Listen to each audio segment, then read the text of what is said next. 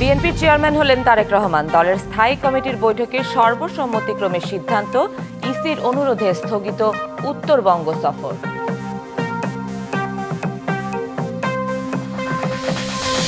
বাংলাদেশিদের ভ্রমণ ভিসায় যুক্তরাষ্ট্রের কড়াকড়িতে ভালো মন্দ দুদিকই দেখছেন আন্তর্জাতিক সম্পর্ক বিশ্লেষকরা। সংকট থেকে বেরোনোর পথ খোঁজার তাগিদ।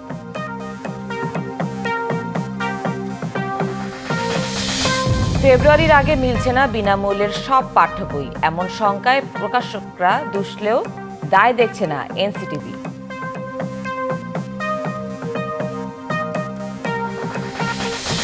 বিশেষ চাহিদা সম্পন্নদের সংখ্যা সবচেয়ে বেশি হলেও নানা সমস্যায় জর্জরিত কুষ্টিয়ার একমাত্র বিশেষায়িত এনডিডি স্কুল। দরকার প্রশিক্ষণপ্রাপ্ত শিক্ষক।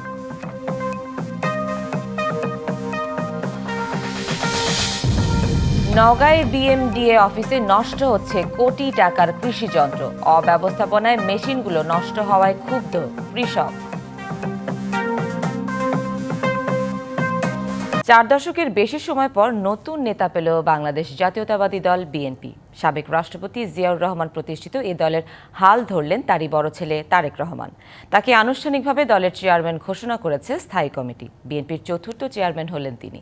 এদিকে বৈঠকে তারেক রহমানের পূর্ব নির্ধারিত উত্তরবঙ্গ সফর স্থগিত করা হয় নির্বাচন কমিশনের অনুরোধে।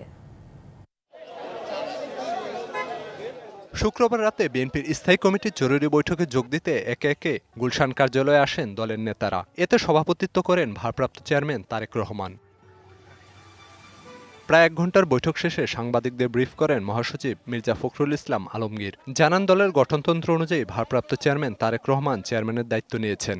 গঠনতন্ত্র অনুযায়ী দলের ভারপ্রাপ্ত চেয়ারম্যান তারেক রহমান চেয়ারম্যানের দায়িত্ব গ্রহণ করায় সন্তোষ প্রকাশ করেছে। নির্বাচন কমিশনের অনুরোধে তারেক রহমানের পূর্ব নির্ধারিত রবিবারের উত্তরবঙ্গ সফর স্থগিত করা হয়েছে বলেও জানান তিনি। জনাব তারেক রহমান আগামী 11 জানুয়ারি 2026 থেকে জাতীয় নেতা মৌলানা আব্দুল হামিদ খান ভাসানী ও 2024-এর ছাত্রগণ অভ্যুত্থানে শহীদ আবু সাইদ সহ অন্যান্য শহীদদের প্রতি শ্রদ্ধা জানানোর জন্য তাদের কবর জিয়ারত এবং কিছু পারিবারিক দায়িত্ব পালনের জন্য দেশের উত্তরাঞ্চলের কয়েকটি জেলা সফর করবেন বলে সিদ্ধান্ত নেওয়া হয়েছিল। নির্বাচন কমিশনের অনুরোধে বাংলাদেশ জাতীয় দলের চেয়ারম্যানের এই সফর স্থগিত ঘোষণা করা হয়েছে। এ সময় দেশের আইন শৃঙ্খলা পরিস্থিতি নিয়ে উদ্বেগ প্রকাশ করেন বিএনপি মহাসচিব। বলেন, সাম্প্রতিক সময়ে রাজনৈতিক নেতাদের হত্যা নির্বাচন বানচালের ষড়যন্ত্রের অংশ। নির্বাচন কমিশনকে খালিদ হাসান, ডিবিসি নিউজ। বিএনপির চেয়ারম্যান হলেন তারেক রহমান। শুক্রবার রাতে দলের স্থায়ী কমিটির বৈঠকে সর্বসম্মতিক্রমে এই সিদ্ধান্ত নেওয়া হয়। বিএনপির গঠনতন্ত্র অনুযায়ী ভারপ্রাপ্ত চেয়ারম্যান তারেক রহমান স্বয়ংক্রিয়ভাবে চেয়ারম্যানের দায়িত্বপ্রাপ্ত হন। সবশেষ স্থায়ী কমিটির বৈঠক থেকে তার চেয়ারম্যান হওয়ার আনুষ্ঠানিক সিদ্ধান্ত জানানো হয়। এর আগে 2018 সালের 8ই ফেব্রুয়ারি বিএনপি চেয়ারপারসন ও সাবেক প্রধানমন্ত্রী বেগম খালেদা জিয়া কারাবন্দী হওয়ার পর তারেক রহমানের দলের ভারপ্রাপ্ত চেয়ারম্যান মনোনীত করা হয়। এরপর লন্ডন থেকেই ভার্চুয়ালি তার নেতৃত্বেই দল পরিচালিত হয়ে আসছিল। আগামী দিনে মানুষের ভোটের অধিকার প্রতিষ্ঠা করব। স্বাধীনতা পরবর্তী বাংলাদেশের রাজনীতিতে বহু পট পরিবর্তন হলেও নানা জোয়ার ভাটার বাগ বদলে এই বদ্বীপের রাজনীতিতে বারবার প্রাসঙ্গিক হয়ে উঠেছে বাঙালি জাতীয়তাবাদ ও বহুদলীয় গণতন্ত্র। বহুদলীয় গণতন্ত্রে বিশ্বাসী বিএনপির প্রতিষ্ঠাতা চেয়ারম্যান শহীদ রাষ্ট্রপতি জিয়াউর রহমানের প্রয়াণের পর তারই আদর্শকে ধারণ করে 3 বার প্রধানমন্ত্রী হন আপসহীন নেত্রী হিসেবে খ্যাত বিএনপি চেয়ারপারসন বেগম খালেদা জিয়া। তাকে দেশের রাজনীতিতে অবিসংবাদিত নেতা ও জাতীয় ঐক্যের প্রতীক এবং গণতন্ত্রের অভিভাবকও মনে করতেন দেশের মানুষ। বহুদলীয় গণতন্ত্রের চর্চার দ্বার উন্মোচনকারী বাবা এবং গণতন্ত্রের জন্য আপসহীন মার সন্তান দেশের রাজনৈতিক ক্রান্তিকালে আলোকবর্তিকা হয়ে জাতীয়তাবাদের পুনর্জাগরণের অগ্রসৈনিক এখন তারেক রহমান। 1965 সালের 20 নভেম্বর শহীদ রাষ্ট্রপতি জিয়াউর রহমান ও বেগম খালেদা জিয়ার কোল আলো করে জন্ম নেন তাদের প্রথম সন্তান তারেক রহমান। শৈশবে তিনি বিএফএফ শাহীন স্কুল এবং সেন্ট জোসেফ বিদ্যালয়ে প্রাথমিক শিক্ষা সম্পন্ন করেন। পরে ঢাকা রেসিডেন্সিয়াল মডেল কলেজ থেকে এসএসসি এবং আদমজী ক্যান্টনমেন্ট কলেজ থেকে এইচএসসি পাশ করেন। 1984-85 শিক্ষাবর্ষে ঢাকা বিশ্ববিদ্যালয়ে প্রথমে আইন বিভাগে ভর্তি হলেও পরে আন্তর্জাতিক সম্পর্ক বিভাগে স্নাতক সম্পন্ন করেন। বিশ্ববিদ্যালয় জীবনেই তিনি সক্রেটিস, প্লেটো, কার্ল মার্কস, এরিস্টটলের মতো বহু ব্যতিক্রমী চিন্তাবিদদের পাঠ আত্মস্থ করেন। বলা যায় পারিবারিক বলয় ও প্রাতিষ্ঠানিক শিক্ষাই তাকে রাজনীতির মাঠে ধাবিত করে।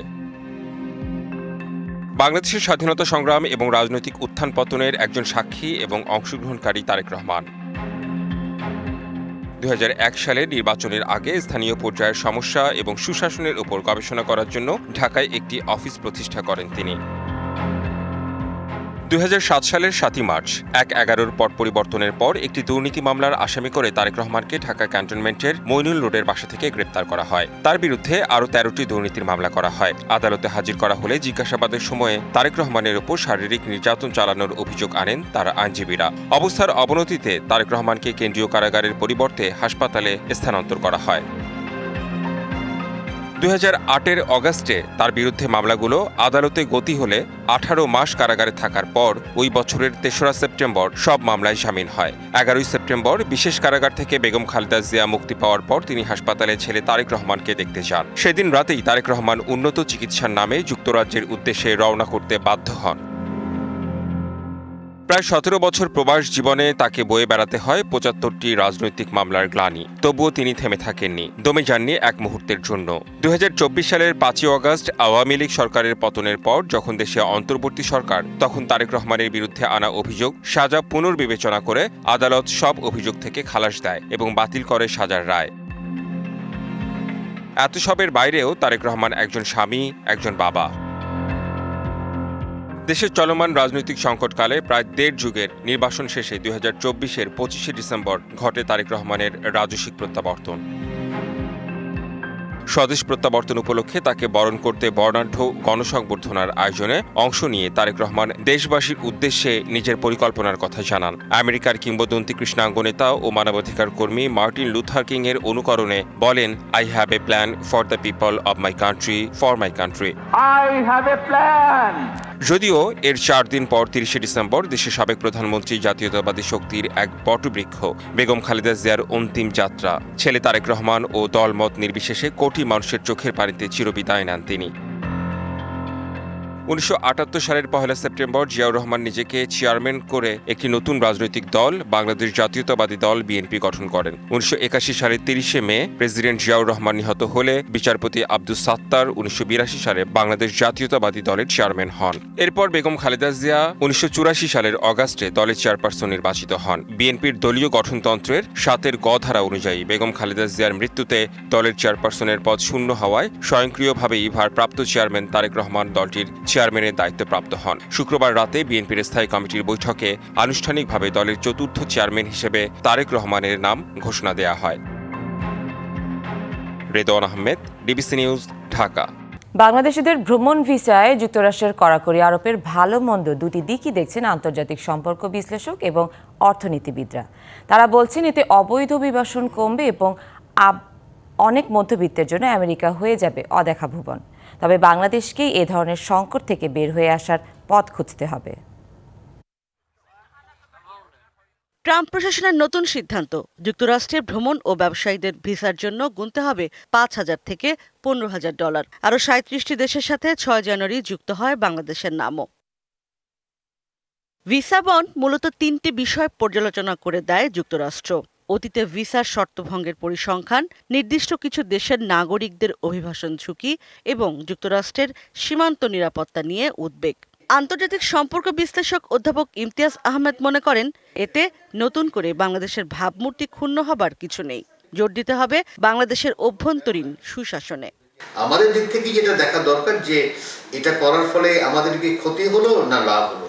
আমি মনে করি কর্তৃপক্ষ বা যারা সরকারে আছেন তারা আরো ভালো নজর দিবেন যে কেন মানুষগুলো যাচ্ছে। এখানে ল অ্যান্ড অর্ডার সিচুয়েশন ভালো না, এখানে শিক্ষা ব্যবস্থা ভালো না, এখানে স্বাস্থ্য ব্যবস্থা ভালো না। তো তাই যদি হয়ে থাকে তো ওগুলোকে তো ঠিক করতে হবে। আমি তো আজীবন রাখতে পারি না যে আমি ওই আমেরিকায় চলে যাবে, কারণ এটা তো প্রচন্ড ড্রেনেজ অফ ব্রেইন এবং কি বলা হয় ওয়েলথ। আর অর্থনীতিবিদ খন্দকার গোলাম মোয়াজ্জেমের মতে এই নিয়মের ফলে অনেক মধ্যবিত্তের জন্য অধরা হয়ে গেল যুক্তরাষ্ট্র।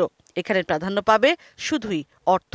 প্রথমত আমেরিকান ভিসা পাওয়াটাই অনেক ক্ষেত্রে দুরূহ। এখন তার সঙ্গে যখন এই আর্থিক শর্ত যুক্ত হয়েছে, তখন যাওয়াটা অনেকের জন্য আরো দুরূহ হয়ে পড়বে। স্বাভাবিক যে ব্যবসায়ী প্রয়োজনে বলি অথবা আত্মীয় স্বজনের সাথে মিট করার প্রয়োজন বলি, সেই জায়গাটি এখন তুলনামূলকভাবে অনেক ব্যয়বহুল হয়ে পড়বে এবং এটা মধ্যবিত্ত অনেককে হয়তো নিরুৎসাহ করবে। মার্কিন যুক্তরাষ্ট্র বিভিন্নভাবেই আমরা সাম্প্রতিককালে দেখতে পাচ্ছি ট্যারিফ ইম্পোজিশনের মাধ্যমে যেমন তারা রেভিনিউ জেনারেট করতে চাচ্ছে, সেরকম এই ধরনের উদ্যোগগুলোর মাধ্যমেও তারা তাদের বিভিন্ন প্রতিষ্ঠানিক ব্যয়ের একটা অংশ হয়তো মেটানোর জন্য এই ধরনের একটা উদ্যোগকে ব্যবহার করতে পারে। এই নতুন নিয়ম শিথিল করার জন্য কাজ করতে হবে পররাষ্ট্র মন্ত্রণালয়কেই, বলছেন বিশ্লেষকরা। ইশরাত জাহান উর্মি, ডিবিসি নিউজ, ঢাকা। ফেব্রুয়ারির আগে মিলছে না বিনামূল্যের সব পাঠ্য বই, এমন শঙ্কায় তৈরি হয়েছে মাধ্যমিকের কয়েক শ্রেণীর বই নিয়ে। এবার যথেষ্ট সময় নিয়ে কাজ শুরুর পরও এই পরিস্থিতির জন্য জাতীয় শিক্ষাক্রম ও পাঠ্যপুস্তক বোর্ডকে দুষছেন ব্যবসায়ী ও বিশেষজ্ঞরা।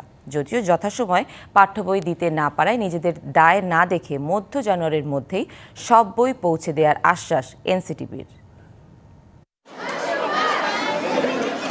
বই উৎসব না হলেও জানুয়ারির প্রথম দিনে নতুন বই হাতে পেয়েছে প্রাথমিকের বেশিরভাগ শিক্ষার্থী, কিন্তু ভিন্ন চিত্র মাধ্যমিকে, যেখানে বহু শিক্ষার্থী এখনো পায়নি নতুন বই। আমি বই পেতে চাই, আমি সরকারকে অনুরোধ করব 7-এর বই যাতে শীঘ্রই দিতে। বই ছাড়া আমার তেমনটা পড়াশোনা হচ্ছে না। সপ্তম শ্রেণীর বই এখনো আসেনি, অষ্টম শ্রেণীর মোট 4টি বই আসছে। আমরা যদি আপনি পার্সেন্টেজ আকারে বলছেন, আমরা যদি পার্সেন্টেজ হিসাব করি তাহলে আমাদের এখনো 40% বই বাকি আছে।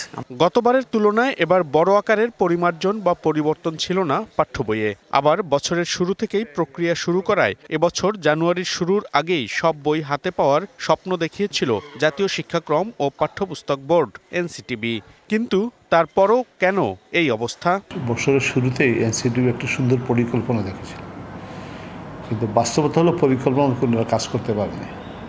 আর বড় কারণ হলো কিছু টেন্ডারগুলা এনামলি ছিল, মিনিস্ট্রি গেছে বলে ধরা পড়ছে কিছু টিসি। ধরা পড়লে তখন রিটেন্ডার হবে কি হবে না, এটা দিবে কি দিবে না, এই নিয়ে অনেক সময়ক্ষেপণ করছেন। সময়ক্ষেপণের পরে রিটেন্ডার করে আবার বোর্ডে দিয়েছেন, বোর্ড মূল্যায়ন করে পাঠানোর পরে এটা মিনিস্ট্রি অ্যাপ্রুভেল লাগে, মিনিস্ট্রি অ্যাপ্রুভেল জাতীয় পারচেজ কমিটিতে অ্যাপ্রুভেলের জন্য। এইখানে একটা অনাকাঙ্ক্ষিত সময় ব্যয় হয়েছে, যে কারণে 6, 7, 8-এ দেখা যায় যে ডিসেম্বরের 4 তারিখে এসে ওনারা ওয়ার্ক অর্ডার করছে। এই বিষয়টা বছরের শুরুতে যেভাবে আমাদের আশ্বাস দেওয়া হয়েছিল এই পরিমাণে চললে এই বিলম্বটা হইত না। হিসাবে দেখা গেছে 1 জানুয়ারি সব বই দেওয়ার কথা থাকলেও প্রায় 1/3 বই পৌঁছায়নি বছরের প্রথম দিন পর্যন্ত, যেখানে বেশিরভাগ বই মাধ্যমিকের। বলা হচ্ছে এর কারণ এনসিটিবির দেয়া মান অনুযায়ী সহজে কাগজ না পাওয়া, বেশ কয়েকজন কর্মকর্তার অনিয়ম ও গাফিলতি এবং বারবার রিটেন্ডারিং। বড় তাকে দায়ী করতে হবে এনসিটিবি, গুরুত্ব কম দিয়েছেন, সময় নষ্ট করেছেন। এনসিটিবি শুরুতে যে এনামলিগুলো ছিল এগুলো উপস্থাপন করলে হয়তো রিটেন্ডারটা আরও দ্রুত হইতে পারত। সার্বিকভাবে সময় মতো সময়ের কাজের গুরুত্ব না দেওয়ার কারণে বিলম্বটা করছে। তবে এখনও মধ্য জানুয়ারির মধ্যেই সব বই পাওয়ার আশা এনসিটিবির, যদিও তা নিয়ে শঙ্কা দেখছেন ব্যবসায়ীরা। টার্গেট হচ্ছে 15 তারিখের মধ্যে শতভাগ পৌঁছানোর জন্য। এই রিটেন্ডার কারণে এই বইটা কিন্তু আমাদের সময় কিন্তু এখনো কিন্তু প্রেস মালিকরা কিন্তু তাদের সময় আছে ফেব্রুয়ারি 2 তারিখ পর্যন্ত, কিন্তু তাদের অফিসিয়াল সময় আছে বই সরবরাহ করার জন্য। এই যদি সব ধরেন আপনি নির্বাচন, রমজানুল মোবারক, ঈদ, অবশ্যই ফেব্রুয়ারি পরে চলে যাবে বইগুলো আস্তে আস্তে। তবে বই নিয়ে বারবার এমন পরিস্থিতি এড়ানোর জন্য এনসিটিবির ভেতরের সমস্যা আগে সমাধানের পরামর্শ বিশেষজ্ঞদের। এনসিটিবি যে দুর্নীতির এক ধরনের প্রাতিষ্ঠানিক হয়েছে, সেই বিষয়টি কিন্তু নতুন ঘটনা না। এখানে এনসিটিবিতে এবং সংশ্লিষ্ট প্রতিষ্ঠানে যারা সরকারি প্রতিষ্ঠানে যারা জড়িত যারা আছে, যদি অবধিতের দৃষ্টান্তমূলকভাবে নিশ্চিত করা যায় তাহলেই এটা নিয়ন্ত্রণ করা সম্ভব। তবে যেভাবেই হোক নির্ধারিত সময়ে মানসম্মত পাঠ্য বই চান শিক্ষার্থী ও অভিভাবক সবাই। মনিরুল সোহাগ, ডিবিসি নিউজ, ঢাকা। সীমানা জটিলতায় পাবনা 1 ও 2 আসনের ভোটের কার্যক্রম স্থগিত হওয়ার সিদ্ধান্তে ভোটারদের মাঝে দেখা দিয়েছে মিশ্র প্রতিক্রিয়া। গেল 5 জানুয়ারি আপিল বিভাগের এক রায়ের প্রেক্ষিতে এমন সিদ্ধান্ত বলে জানিয়েছে নির্বাচন কমিশন। যদিও এমন সিদ্ধান্তে ভোটাররা দুই পক্ষেই কথা বলছেন, কেউ কেউ বলছেন বিগত আমলে স্বতঃস্ফূর্তভাবে তারা ভোটে অংশ নিতে পারেননি, জানাতে পারেননি তাদের পছন্দের প্রার্থীর কথা। রাজনৈতিক পট পরিবর্তনের পর এবার অবাধ, সুষ্ঠু ও নিরপেক্ষ ভোট চান তারা। অন্যদিকে অনেক ভোটাররা বলছেন সীমানা জটিলতা নিরসন করেই সুষ্ঠু ভোট হোক।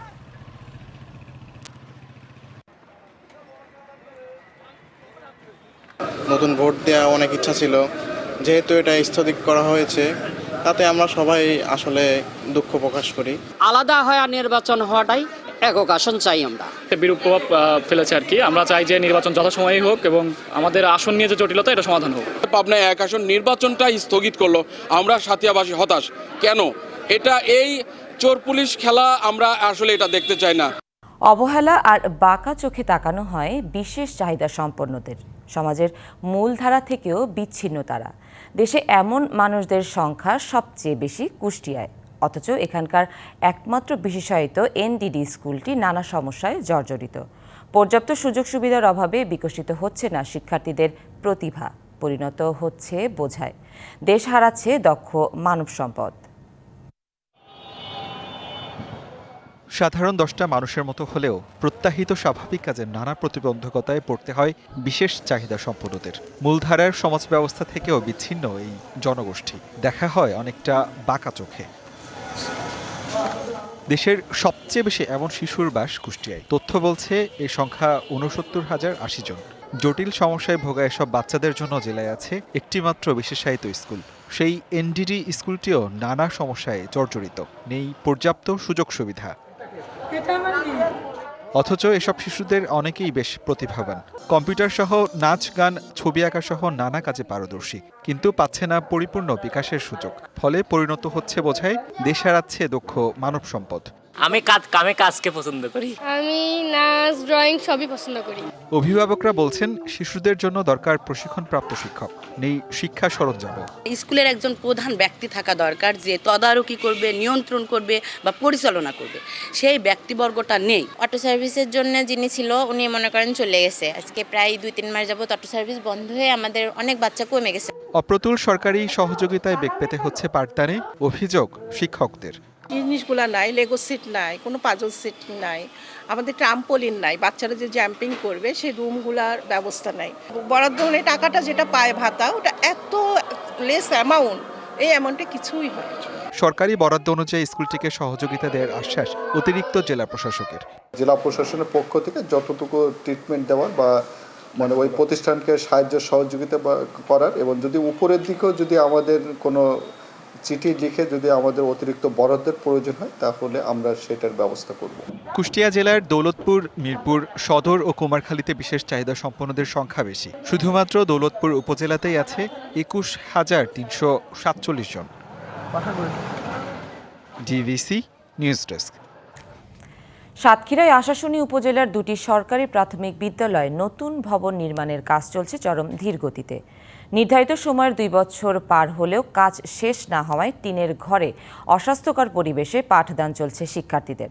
ফলে শ্রেণী সংকট চরম ভোগান্তিতে বিদ্যালয় 2টি শিক্ষার্থীরা। নির্মাণ কাজের এমন ধীর গতির জন্য উপজেলা প্রকৌশল অধিদপ্তরকে দুষছেন বিদ্যালয় কর্তৃপক্ষ। দীর্ঘ 2 বছর ধরে টিনের ছাউনি দেয়া ছোট 2টি কক্ষে পাঠদান চলছে সাতক্ষীরার আশাশুনি উপজেলার দক্ষিণ কাদাকাটি কালীবাড়ি সরকারি প্রাথমিক বিদ্যালয়ে। একই চিত্র 97 নং দয়াঘাট সরকারি প্রাথমিক বিদ্যালয়েও। সেখানেও চাচের বেড়ায় তৈরি জনাকীর্ণ কক্ষে চলছে পাঠদান। পুরনো ভবন ভেঙে দেয়ায় শ্রেণীকক্ষ সংকটে পড়েছে শিক্ষক শিক্ষার্থীরা। দুর্বিষহ হয়ে উঠেছে শিক্ষার পরিবেশ।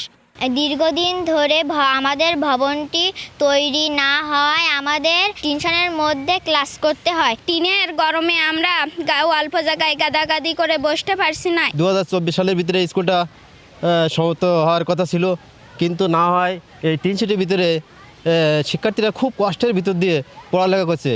কাজের এই ধীরগতির জন্য উপজেলা প্রকৌশল অধিদপ্তরকেই দায়ী করছেন শিক্ষকরা। বাংলাদেশের কোনো স্কুল আমাদের স্কুলের মতো কষ্ট করে ক্লাস নেয় না কোনো টিচাররা। এখানে টিচারদের যেমন কষ্ট, স্টুডেন্টদের তেমন কষ্ট। আমার মনে হয় কন্ট্রাক্টরের কিছুটা গাফিলতি ছিল। ভবনের কাজ 3 ভাগের 2 ভাগ শেষ হয়েছে, কিন্তু এখনও পুরোপুরি শেষ হয় নাই। আর এমতো অবস্থায় বাচ্চাদের নিয়ে বহুত কষ্টে আছি। দ্রুত শিক্ষার পরিবেশ ফিরিয়ে আনতে জেলা প্রশাসককে অবহিত করা হয়েছে বলে জানালেন জেলা প্রাথমিক শিক্ষা অফিসার। এলজিডি, ডিপিএসি যারা এই ওয়াশ ব্লক এবং ভবন নির্মাণের কাজে নিয়োজিত আছেন, যারা এই ক্ষেত্রে আমাদের প্রাথমিক শিক্ষা অধিদপ্তর, প্রাথমিক গণশিক্ষা মন্ত্রণালয়ের সঙ্গে কাজ করছেন, তাদের আরেকটু তৎপরতা আমরা আশা করছি। যদিও কাজের ধীরগতির বিষয়ে দায়সারা জবাব দিলেন উপজেলা প্রকৌশল বিভাগ। 40% হয়েছে, যাই হোক ওটা একটু পিছায় আছে, ওরা মাঠে নামিছে, ওই ঠিকাদার মাঝে হলো তার কি সমস্যা জানি না, একটু গাফিলতিও করছিল, এখন আবার নামছে। দ্রুত এ পরিস্থিতি কাটিয়ে বিদ্যালয় দুটির শিক্ষার্থীরা স্বাস্থ্যকর পরিবেশে পাঠদানের সুযোগ পাবে এমনটাই আশা সংশ্লিষ্টদের। DVC news desk. 5 বছর পেরিয়ে গেলেও সুনামগঞ্জ মেডিকেল কলেজের 500 শয্যা বিশিষ্ট হাসপাতালের অবকাঠামো নির্মাণ এখনও শেষ হয়নি। এমন পরিস্থিতিতে শিক্ষক সহ পর্যাপ্ত জনবলের অভাব ভোগাচ্ছে শিক্ষার্থীদের। মেডিকেল শিক্ষার্থী হয়েও হাতে কলমে ক্লিনিক্যাল শিক্ষা থেকে বঞ্চিত তারা। এ নিয়ে আন্দোলন হলেও হাসপাতাল চালুর আশ্বাস মিললেও বাস্তবে নেই কোনো অগ্রগতি। দাবি উঠেছে সব সমস্যা সংকট নিরসনের। 5 বছরেও চালু হয়নি সুনামগঞ্জ মেডিকেল কলেজের 500 শয্যার হাসপাতাল। ক্লিনিক্যাল ক্লাসের অভাবে চিকিৎসা শিক্ষার গুরুত্বপূর্ণ ধাপগুলোতে পিছিয়ে পড়ছেন শিক্ষার্থীরা। গত বছরের এপ্রিলে হাসপাতাল চালু ও পর্যাপ্ত ক্লিনিক্যাল ক্লাস নিশ্চিতের দাবিতে ক্লাস বর্জন করে আন্দোলনে নামেন শিক্ষার্থীরা। টানা অবরোধে স্থবির হয়ে পড়ে সিলেট সুনামগঞ্জ আঞ্চলিক মহাসড়ক। আন্দোলনের মুখে গত ডিসেম্বরে হাসপাতাল চালু করে ক্লিনিক্যাল ক্লাস নিশ্চিতের প্রতিশ্রুতি দেয় কর্তৃপক্ষ। তবে এখনও হাসপাতালের অবকাঠামো নির্মাণ শেষ করতে পারেনি গণপূর্ত বিভাগ। আমাদের দাবি ছিল এইটাই, যাতে আমাদের হাসপাতালটাকে দ্রুত করা হয়, আমাদের নিয়োগ দেওয়া হয়, টিচারদের কনসালটেন্ট নিয়োগ করা হয় এবং সপ্তাহে 6 দিন আমাদের চিকিৎসা সুবিধা পাওয়ার জন্য, অর্থাৎ ক্লাস যেসব ক্লাসের ফেসিলিটি দরকার এগুলো পর্যাপ্ত পরিমাণে দেওয়া হয়। আবার সদর গিয়ে যে আমরা ক্লাস করব, সদর হচ্ছে ঠিকমতো অ্যাকোমোডেশন নাই। তারপর হচ্ছে আমাদের হচ্ছে সামনে ডিপার্টমেন্ট, যেগুলো উপরের ডিপার্টমেন্টে হচ্ছে টিচার সংকট আছে। যতটুকু শেখার কথা ছিল, আমরা যতটুকু শিখতে চাই সেভাবে আমরা শিখতে পারছি না। যে মেডিকেল কলেজগুলো আপনার অলরেডি তৈরি হয়ে গেছে, সেই মেডিকেলগুলো চালু করার এবং সেই মেডিকেলগুলোর শিক্ষক সংকট এবং ক্লিনিক্যাল সংকট সম্পূর্ণরূপে সমাধান না করে একের পর এক নতুন নতুন মেডিকেল কলেজের অনুমোদন দেওয়া হচ্ছে। গণপূর্ত বিভাগের কাজের ধীরগতিকে দুষছেন কলেজ কর্তৃপক্ষ। সংকট নিরসনে মন্ত্রণালয়ে চিঠি দেওয়া হয়েছে। আমাদের টোটাল বিল্ডিং এর কাজটা এবং রাস্তার ভিতরে যে রাস্তাঘাটের কাজটা, এটা তো পিডব্লিউডির কাছে ছিল। তারা তো এই কাজটা তো এতদিনে কমপ্লিট করে দিতে পারতো। পদায়ন শুরু হয়ে যাওয়ার কথা এই জানুয়ারি মাসেই, তখন বোধহয় ফিল আপ হয়ে যাবে, এটা আমরা খুব আশাবাদী। হয়তো মোটামুটি বললাম এভারেজ আমাদের 50% আছে আর কি, সব মিলে। বিশেষভাবে পিডি স্যার সবাই দেখতেছি কাজের কি অবস্থা, কিভাবে কাজ আগায় না যায়, এগুলো লিখলেন, এটা মানে কোর্ট পড়ার আসলে কিছু নাই। দ্রুত 500 শয্যা বিশিষ্ট হাসপাতাল চালু সহ সংকট কাটাতে কার্যকর উদ্যোগ নেয়ার দাবি শিক্ষার্থীদের। DBC news desk.